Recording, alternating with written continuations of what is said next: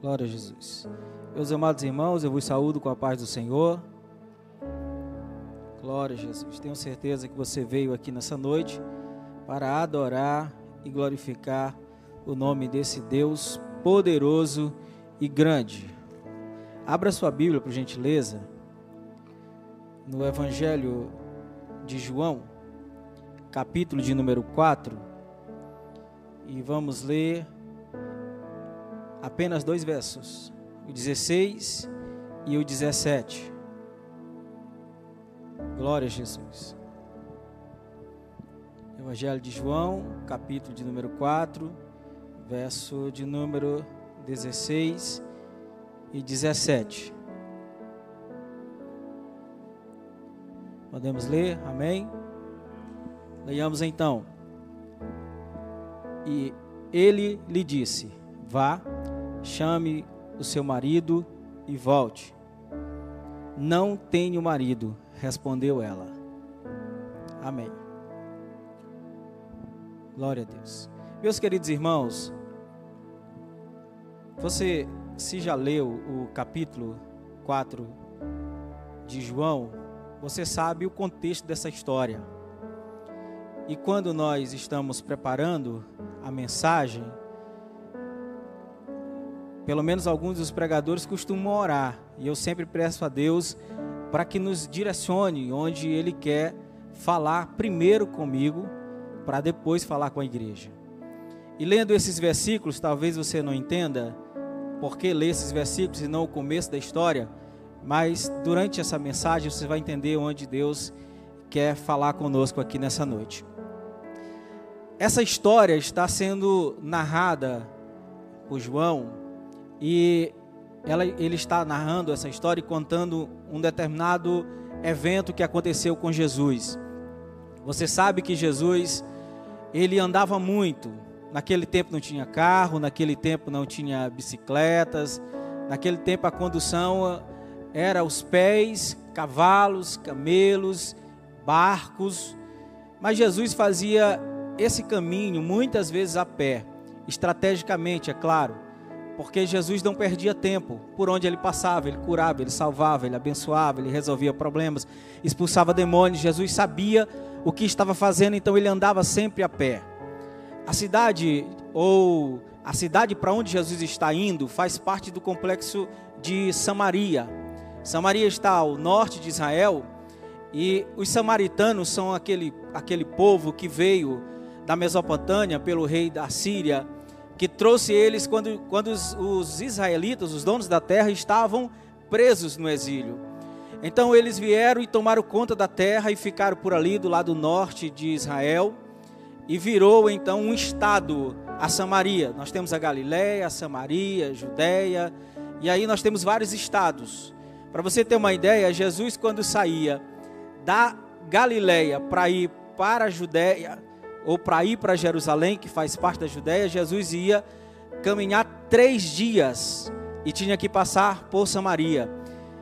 Só que Samaria era um grande entrave para os judeus da época de Jesus, porque justamente depois que o tempo foi evoluindo e foi passando o tempo, os samaritanos viraram uma pedra no sapato dos judeus, e eles os hostilizavam.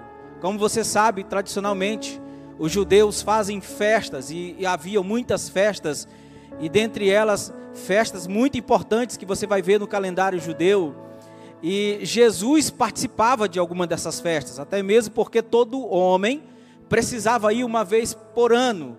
E essas festas, quando eles saíam em direção a Jerusalém, alguns dos judeus precisavam passar por Samaria, e eles eram hostilizados. Samaria era tão rejeitado pelos judeus que muitos deles andavam 3 dias a mais pelo lado oriental do Rio Jordão para chegar em Jerusalém, só para não passar em Samaria. Então Samaria era rejeitado pelos judeus. A briga entre judeus e samaritanos é datada de muita época atrás. Então nós temos uma briga, uma confusão. Só que Jesus, de hora em quando, queria passar por Samaria. E veio justamente essa pergunta quando eu estava lendo a palavra: por que Jesus resolve passar por Samaria? Jesus não era judeu?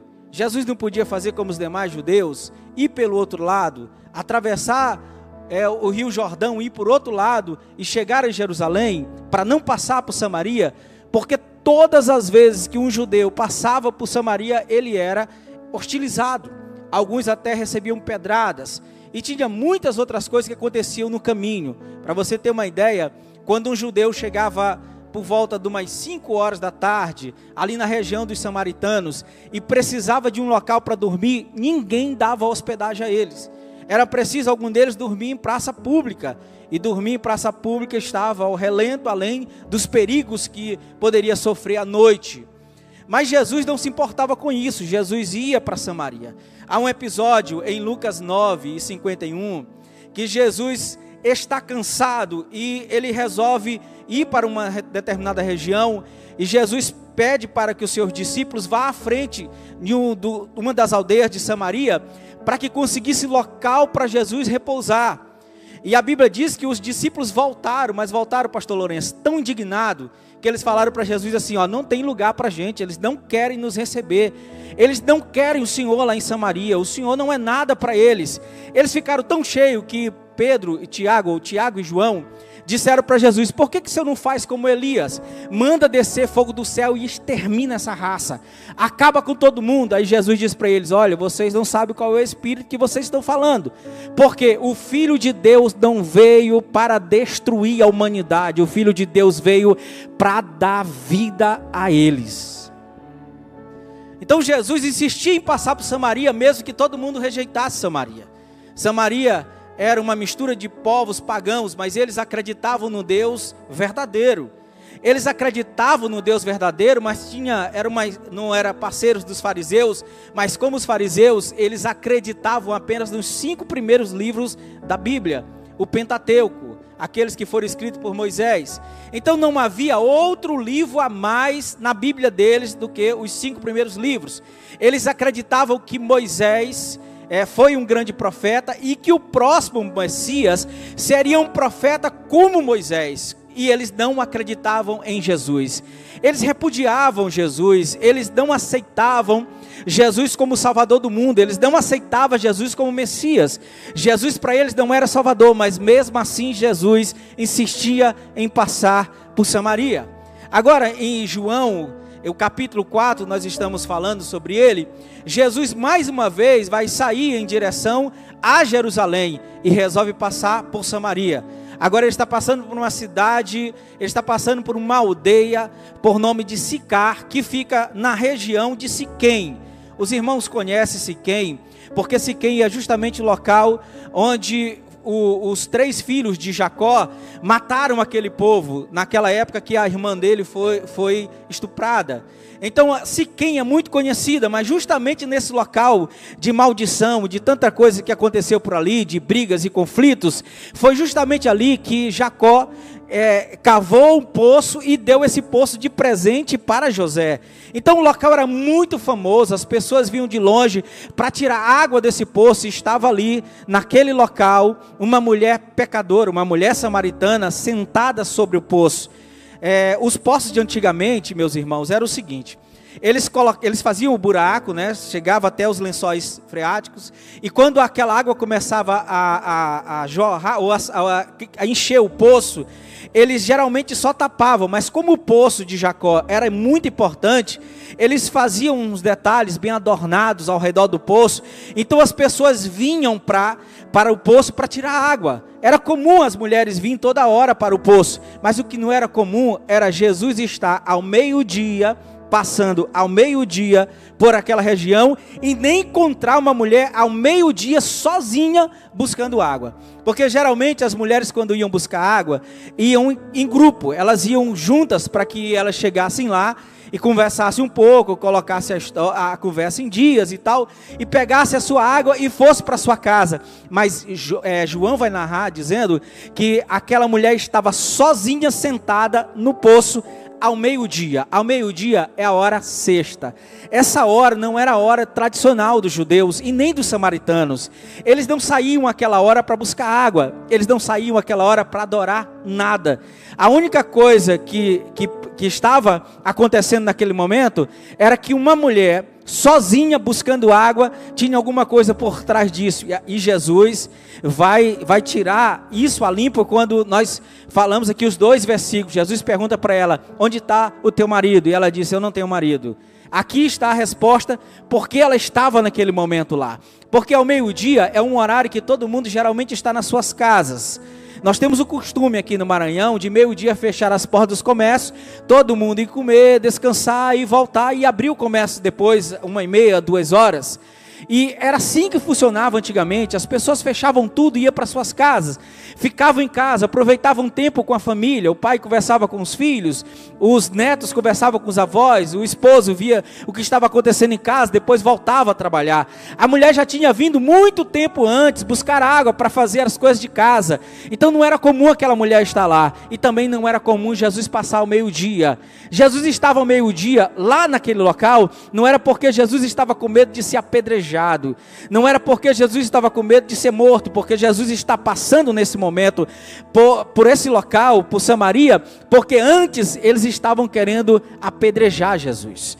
Só que quando eles chegam nesse momento, quando Jesus chega a meio-dia, ele traz às claras algo que já estava muito claro, mas ninguém conseguia ver. Aquela mulher estava lá ao meio-dia por causa da vergonha que ela tinha, porque ela não podia estar junto das demais mulheres que estavam lá naquela cidade. Ela era uma mulher impura, uma mulher pecadora, uma mulher que já havia tido vários maridos, e aquela mulher, por estar naquela situação, a vergonha dela só lhe dava condição de andar ao meio-dia. E aqui eu trago uma primeira aplicação para essa mensagem para a nossa vida. Nós estamos vendo muitos servos do Senhor Jesus Cristo escondidos nesse momento de pandemia, nesse momento de dificuldades. Nós estamos vendo muitos servos de Deus, muitos homens e mulheres de Deus se trancando dentro de casa e não saindo para as ruas para falar do amor de Deus. Muitos deles envergonhados, muitos deles por causa de alguma situação que estão passando em casa, algum problema com a família, casamento que está sendo destruído, os filhos que estão indo para as drogas e etc. São muitas coisas que estão acontecendo, e essas pessoas geralmente saem no horário em que a família não está, no horário que os amigos não estão. Ou você, quando faz alguma coisa errada, você chega no meio de todo mundo como se nada tivesse acontecido. Não, aquilo fica dentro de você. E assim era aquela mulher. Quando ela chega no poço para buscar água, Jesus chega, senta no poço. A Bíblia diz que Jesus estava cansado, e estando cansado, Jesus olha para aquela mulher, a única pessoa que estava lá, pastor Joás. Os discípulos tinham ido para mais à frente comprar alguma coisa, e Jesus ficou no poço. Jesus olhou para a mulher e disse para ela: tu pode me dar água? Ele disse para ela: tu pode me dar água? Ela olhou para Jesus com os olhos arregalados, né? Olhou para Jesus e disse: como podes, tu sendo judeu, pedir água para mim? Você já sabe essa história, não é aqui que eu quero prender a mensagem dessa noite. Então quando ela disse tu sendo judeu, porque Jesus tradicionalmente se vestia ou se trajava como judeu, era comum ver os judeus passando, e todo mundo sabia quem eram os judeus, mas todo mundo também sabia quem eram os samaritanos, porque se trajava de forma diferente. Será se Jesus não sabia que aquela mulher era samaritana? Será se Jesus não sabia que não podia conversar com aquela mulher por causa da tradição, por causa da guerra, por causa dos conflitos? Será se Jesus não sabia que aquele não era horário de estar na cidade? Será se Jesus não sabia que aquela mulher estava lá porque estava envergonhada? Não era melhor deixar ela livre? Não era melhor deixar ela sozinha? Deixar ela sair para depois se aproximar? Não. Jesus estava ali por causa de um propósito, e o maior propósito de Jesus estar ali naquele horário era para dar a oportunidade para aquela mulher que já perdera tantas oportunidades, mas Jesus seria a última oportunidade da vida dela. E aqui é a mensagem que eu quero pregar nessa noite. As oportunidades que nós perdemos, quando Jesus olha para aquela mulher e vai falar sobre a água, eu vou já voltar na água, mas escuta, quando Jesus disse para ela assim: vai lá e chama teu marido, já passou uma conversa inteira, enquanto ela está dizendo: como é que tu vai pedir água para mim? Eu sou samaritana, tu és judeu, e a briga aqui, isso, aquilo. Jesus disse: não estou perguntando nada disso. Se tu soubesse com quem tu estás falando, aí Jesus vai dizer: o dom de Deus. Quando ele fala o dom de Deus, essa palavra no original quer quer dizer o próprio Deus. Se tu soubesse que o próprio Deus está sentado do teu lado pedindo água para você, não seria eu que iria tomar essa água, você me pediria essa água, e quando eu te desse a água para tu beber, tu beberia dessa água e nunca mais teria sede, porque a água que eu te der é água viva. E você sabe, ela não entendeu nada, não adiantou nada, aquela pregação de Jesus para ela não era nada, ela não conhecia Jesus. Ela sabia que havia um fajuto por aí dizendo que era Messias, mas ela não sabia quem era. Jesus vai afirmar, e a única vez que Jesus afirma ser o Messias é nessa história, antes da crucificação. Jesus diz para ela: eu sou o Messias, e ela começa a olhar para Jesus de forma diferente. Aí ela vai dizer algo que me chama a atenção no texto, pastor Lourenço, é que ela vai chamar Jesus de Senhor. Aí eu fui procurar lá no original essa palavra Senhor, porque tem vários aspectos para a palavra Senhor, mas quando ela fala neste verso depois Senhor, ela já está reconhecendo Ele como alguém superior a ela. Ela já está reconhecendo Ele como alguém que pudesse ser algo grande que ela não conseguia entender naquele momento, mas ela queria ouvir mais a respeito dele. E Jesus vai falando, até que Jesus chega aqui nesse verso dizendo: vai lá, chama teu marido. Ela disse: eu não tenho marido. Jesus disse: sim, tu não tem marido, falou a verdade, porque tu já tiveste 5 maridos, e agora o que tu tem não é teu, nem casada tu és. Os judeus, eles aceitavam em alguns momentos até 2 ou 3 divórcios, em algumas tradições. Agora, Jesus, quando olhou para aquela mulher e perguntou isso para ela, talvez Jesus esteja falando o seguinte: tu já tiveste 5 oportunidades, tu já tiveste o primeiro marido, a tua oportunidade de ter a primeira coisa, talvez tu já tivesse a primeira casa, os primeiros filhos, tu já tiveste a tua primeira conquista, mas tu rejeitou, por algum motivo tu deixou e foi atrás de outro, e aí recebeu a segunda oportunidade, e na segunda oportunidade tu também deixou, e na terceira oportunidade tu também perdeu, e passou a 4ª oportunidade e tu também não tem mais. Agora tu veio para a 5ª oportunidade, nem isso tu tem, aí tu está na 6ª e essa oportunidade nem é tua. Jesus estava dizendo para ela: eu sou a oportunidade do momento. Todas as oportunidades que tu perdeu já passou, mas agora eu vou te dar algo que nenhuma dessas portas que tu fechou vai se abrir, porque eu sou a porta que abre para a vida. Você está entendendo onde eu quero chegar? A gente vai já, a mensagem é pequena, nós temos só alguns minutos aqui para terminar. Mas quando Jesus fala isso para ela, Jesus está dizendo das oportunidades, e me chamou a atenção. Quando nós perdemos as oportunidades, nós ficamos de certa forma envergonhados, e é por isso que nós muitas vezes nos guardamos. Quem louvava não louva mais, quem pregava não prega mais, quem entregava folheto por aí já não faz mais isso, porque fez alguma coisa que o constrangeu, alguma coisa que o fez ficar envergonhado. Mas como Jesus chegou naquele dia para aquela mulher, Jesus também está aqui nessa noite para dizer para você: não importa se você perdeu 1, 2 ou 5 oportunidades, Ele é a oportunidade para você voltar essa noite a se levantar de novo e ser o que você era antes. Se você cantava, volte a cantar. Se você pregava, volte a pregar. Se você evangelizava, volte a evangelizar, porque Jesus ainda é o mesmo.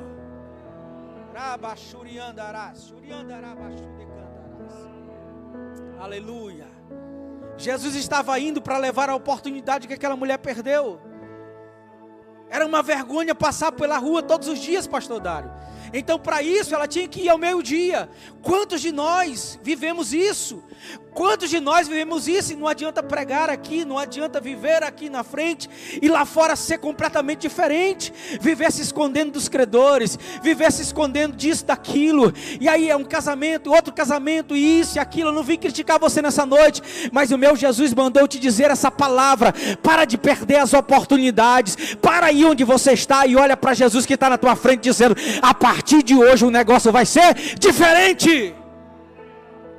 E muda de igreja como muda de roupa, e muda de mulher, como muda de relógio, e muda de isso, de aquilo. O tempo todo nós estamos perdendo a oportunidade, e o tempo está passando, Jesus está voltando, e você vai perder a oportunidade de ter o seu nome chamado por Ele, e quando Ele chegar nas nuvens para nos chamar, eu acredito que você não quer isso. Então nessa noite, a palavra que eu vim trazer para você é essa: para de se esconder, para de andar por aí às escuras. Nós andamos sempre fazendo isso. Para de fazer as coisas que você fazia antes. Assim como eu estou falando para mim, nós temos que nos policiar como cristão que somos. Temos que dar testemunho por aquilo que nós vivemos, testemunho por aquilo que nós falamos. Não adianta pregar uma coisa e viver outra. Não adianta ser o bambambam aqui na sua casa, ser o homem violento.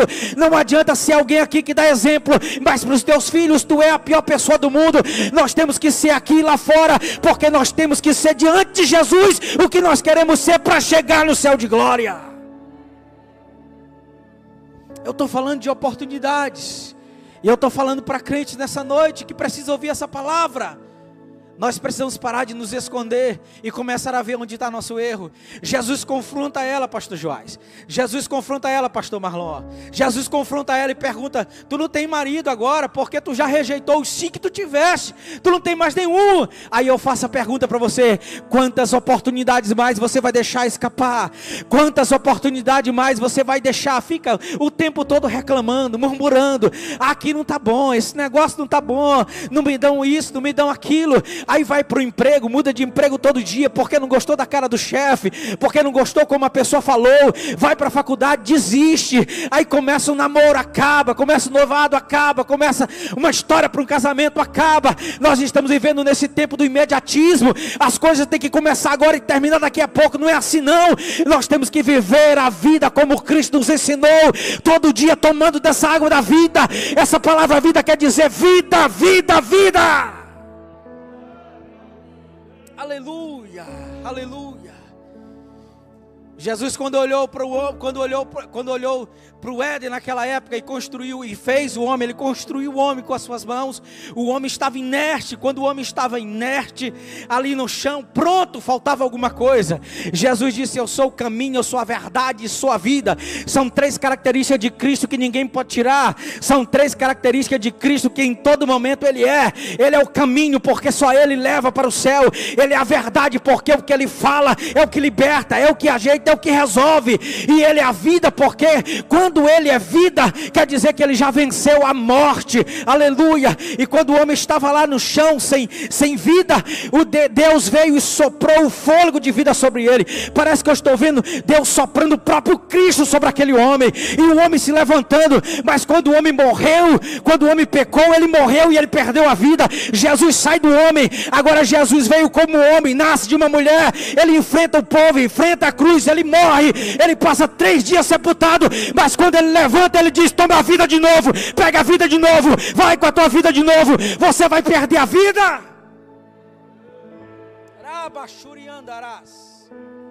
Aleluia. A oportunidade que nós temos de ter vida é aqui. A oportunidade da vida está nessa palavra.